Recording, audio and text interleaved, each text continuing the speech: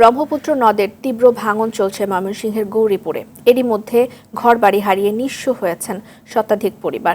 নদী গর্ভে চলে গেছে ফসলি জমি। অনেকে ঘরবাড়ি হারানোর আতঙ্কে অন্যত্র সরিয়ে নিচ্ছেন। শেষ সম্বল রক্ষায় ব্যবস্থা নেওয়ার পাশাপাশি সহযোগিতার দাবি স্থানীয়দের।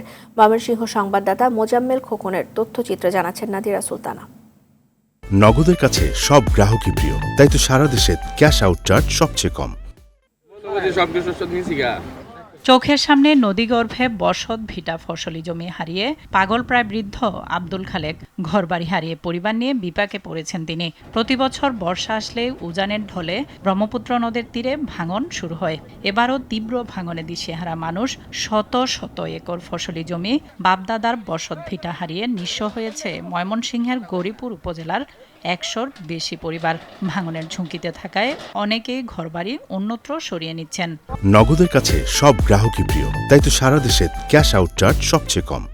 আমার বাপ দাদার আমার 100 বড় সম্পদ এই যে ভাঙ্গিয়া এই যে জায়গাটা জমিটা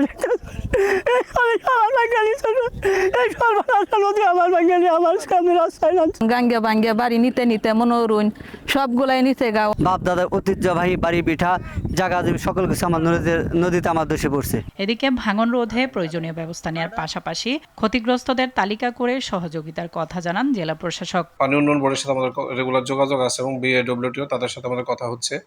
আর আমরা যাতে করে এটা ভাঙন এলাকায় মানুষের ঘরবাড়ি বিলীন না হয়, ফসলি জমি ক্ষতিগ্রস্ত না হয়, এই জন্য আমরা আমাদের তরফ থেকে পানি উন্নয়ন বোর্ডের তরফ থেকে প্রয়োজনীয় ব্যবস্থা নেওয়া হচ্ছে। ভাঙনের কবল থেকে শেষ সম্বল রক্ষা ও মানুষকে স্থায়ীভাবে মুক্তি দিতে টেকসই বেড়িবাঁধ নির্মাণের দাবি স্থানীয়দের। নাদিরা সুলতানা, RTV।